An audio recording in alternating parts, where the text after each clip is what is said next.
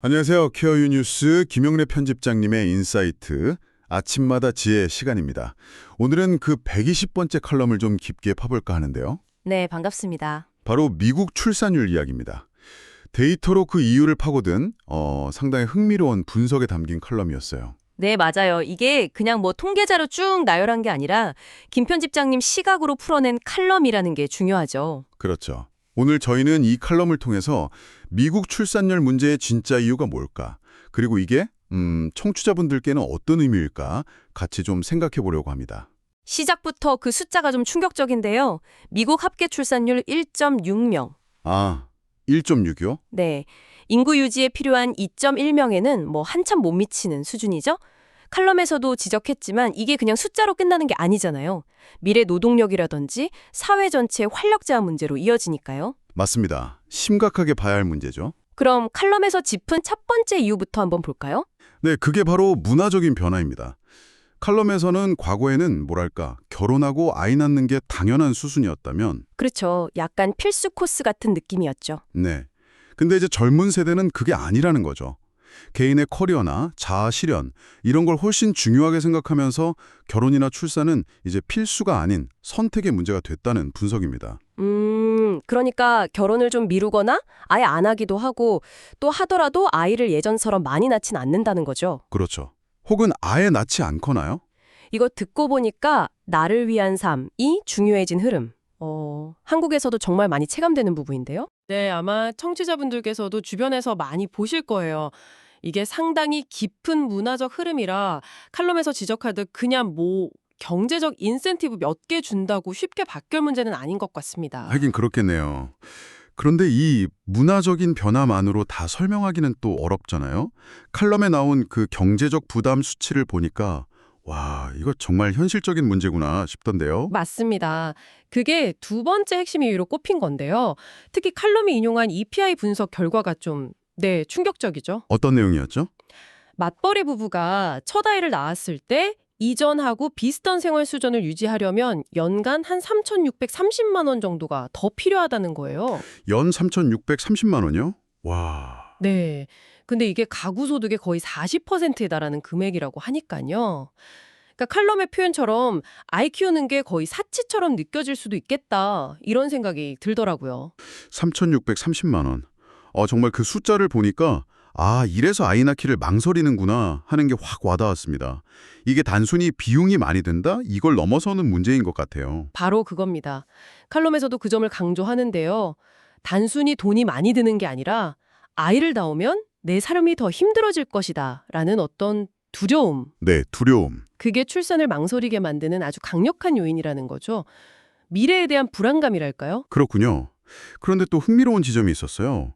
칼럼에서 미국 내에서도 출산율이 비교적 높은 지역들을 분석했더라고요. 아, 네네.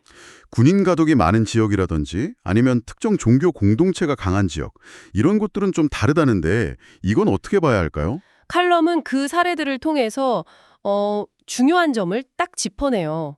바로 지원 시스템의 존재죠. 국어 지원이 상대적으로 잘 되어 있고요. 종교 공동체는 그 공동체 특유의 문화, 그러니까 결혼이나 양육을 지지하고 서로 돕는 그런 문화적 환경이 있다는 겁니다. 아, 그러니까 돈 문제뿐만 아니라 사회적이고 문화적인 지지 기반이 중요하다 이런 이야기군요. 그렇죠. 단순히 돈만 준다고 해결될 문제가 아니라는 걸 보여주는 사례들이죠. 그런 면에서 보면 프랑스 사례는 더 눈에 띄는 것 같습니다. 칼럼에 따르면 프랑스는 종교성은 상대적으로 낮지만 네, 그렇죠. 아주 강력한 가족 정책 덕분에 유럽에서도 꽤 높은 출산율을 유지하고 있다고요. 네, 맞아요. 프랑스 사례는 어쩌면 정책이 문화를 바꿀 수도 있다는 가능성을 보여주는 예시로 칼럼에서 좀 중요하게 다루는 것 같아요. 정책이 문화를 바꾼다. 뭐 예를 들면 긴 육아휴직이라든지 보육비 세액공제 혜택, 그리고 거의 무상에 가까운 유치원 교육 같은 것들이요. 이런 정책들이 육아를 더 이상 그냥 개인의 희생으로만 보는 게 아니라 사회 전체의 책임으로 인식하게 만들었다. 이런 분석이죠. 생각해 볼 지점이네요. 정책의 역할. 자, 그렇다면 이 출산율 문제가 단순히 젊은 세대만의 고민은 아닐 텐데요. 칼럼에서는 이걸 시니어 세대와도 연결해서 보고 있죠. 그렇습니다. 이게 결국 미래의 문제와 직결되니까요. 출산율이 낮아지면 미래 세대의 부양 부담이 커지고 연금이나 복지 시스템 유지도 어려워질 수 있다는 점을 지적합니다. 그렇죠. 당장 우리 부모님 세대 혹은 조부모님 세대와도 무관한 얘기가 아닌 거네요. 네. 그렇게 그런 여기서 더 나아가서 시니어 세대의 어떤 역할도 제시를 해요. 단순히 부양받는 입장이 아니라 예를 들어 손주를 돌봐주시거나 지역사회 활동을 통해서 젊은 세대의 부담을 좀 덜어주고 세대 간의 연대를 강화하는 그런 주체적인 역할을 할 수 있다는 거죠. 육아의 사회적 책임에 대한 인식을 넓히는 데도 기여할 수 있고요. 아, 그렇군요. 문제 제기에서 그치지 않고 그런 역할론까지 제시하는군요. 자, 오늘 김용래 편집장님의 칼럼을 통해서 미국의 출산율 문제의 그 두 가지 핵심 원인인 문화적 변화와 경제적 부담을 살펴봤습니다. 이게 뭐 미국 얘기지만 우리에게도 시사하는 바가 참 큰 것 같습니다. 네, 정말 그렇습니다. 칼럼이 보여주듯이 해법은 하나로 딱 떨어지기 어렵고 굉장히 복합적일 수밖에 없어요.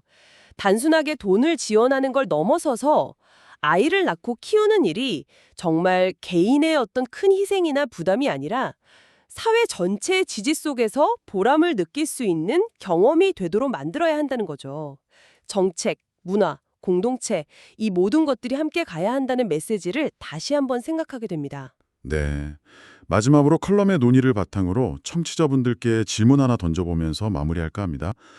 정부 정책이나 가족의 역할도 물론 중요합니다만 오늘 이야기 나눈 것처럼 어떤 공동체적인 분위기나 문화의 영향도 무시할 수 없잖아요. 그렇죠. 그렇다면 혹시 청취자분께서 지금 계신 직장이나 혹은 살고 계신 동네에서 아이를 키우는 동료나 이웃을 위해서 나 개인이 할 수 있는 작지만 의미 있는 일이 혹시 뭐가 있을지 한 번쯤 생각해 보시면 어떨까 싶습니다.